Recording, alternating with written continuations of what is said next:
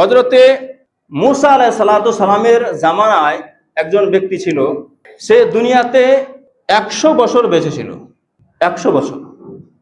মুসা নবীর জামানাতে একজন লোক ছিল, 100 বছর দুনিয়াতে বেঁচে ছিল, কিন্তু কোনো দিন সে আল্লাহর ভালো কাজ করে নাই, শুধু চুরি চামারি ডাকাতি গুনার কাজ পাপের কাজে শুধু লিপ্ত থাকতো।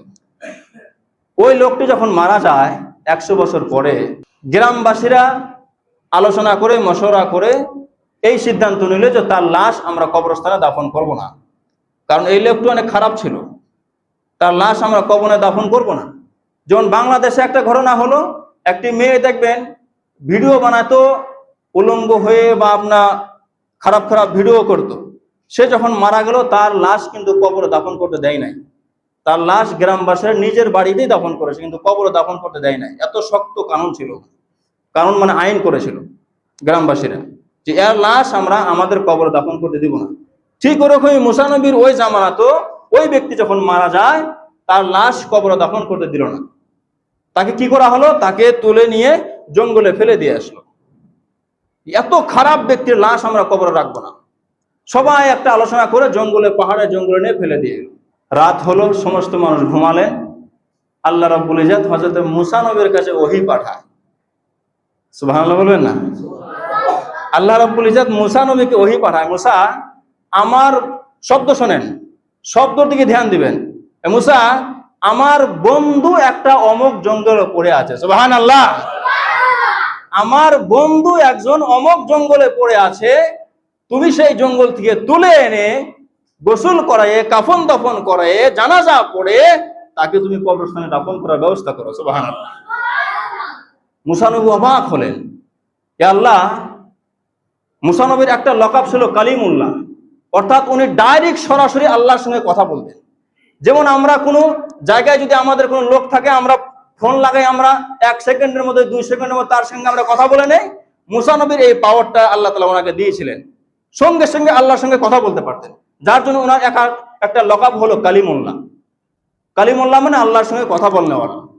সঙ্গে সঙ্গে আল্লাহকে ফোন লাগালেন, আল্লাহর সঙ্গে কথা বললেন, এ আল্লাহ, আমি বুঝতে পারলাম না মাজারা কি, তুমি তাকে বন্ধু হিসেবে ঘোষণা করলে, আর আমরা সকলেই মিলে তাকে খারাপ ভাবলাম, তাকে আমরা জঙ্গলে ফেলে দিয়ে এলাম।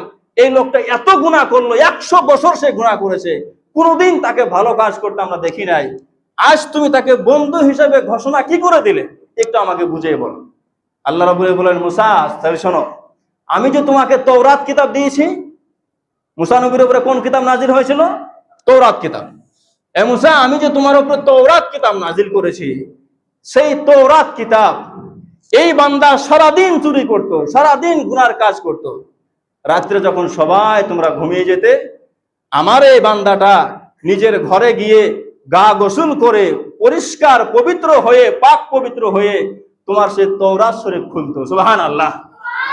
তোমার সেই তওরাত শরীফটা খুলে সে বসতো। সে তওরাত শরীফ পড়া জানতো না, সেই ব্যক্তি তওরাত শরীফ পড়া জানতো না। তওরাত শরীফ খুলে তওরাত শরীফের সেই লাইনের উপর দিয়ে, পড়ার উপর দিয়ে শুধু হাত বুলাই দিত, এইভাবে হাত বুলাতো, হাত বুলাই বুলে, হাত বুলাই বুলে আগে যেত। এ মুসা, যখন পড়তে পড়তে, হাত বুলাতে বুলাতে আমার আখির নবীর নাম যেখানে আসতো, সুবহানাল্লাহ, আমার আখির নবীর নাম যেখানে আসতো, সেই জায়গায় এসে তওরাত শরীফ তুলে নিয়ে মুখে চুম্মা খেয়ে সে তার চোখে মুখে গালে লাগায়ে আল্লাহ রাব্বুল ইজ্জত অর্থাৎ আমাকে সাক্ষী দিত, আর সে এইভাবে চুম্বন খেত, খাওয়ার পরে সে ঘুমিয়ে যেত। এই মুসা, আমি তার এই কাজের কারণে এত খুশি হয়ে গেলাম, তার 100 বছরের গুনাহ খাতাকে ক্ষমা করে তাকে আমি জান্নাতবাসী করে দিয়েছি। বলো সুবহানাল্লাহ। শুধু জান্নাতবাসী নয়, মুসা শোনো, সাবিঈনা হুরা, জান্নাতের 70টা হুরের সাথে এই বান্দার সঙ্গে আমি নিকাহ করে দিয়েছি। সুবহানাল্লাহ বলো। জান্নাতের 70টা হুরের সাথে একে আমি নিকাহ করে দিয়েছি।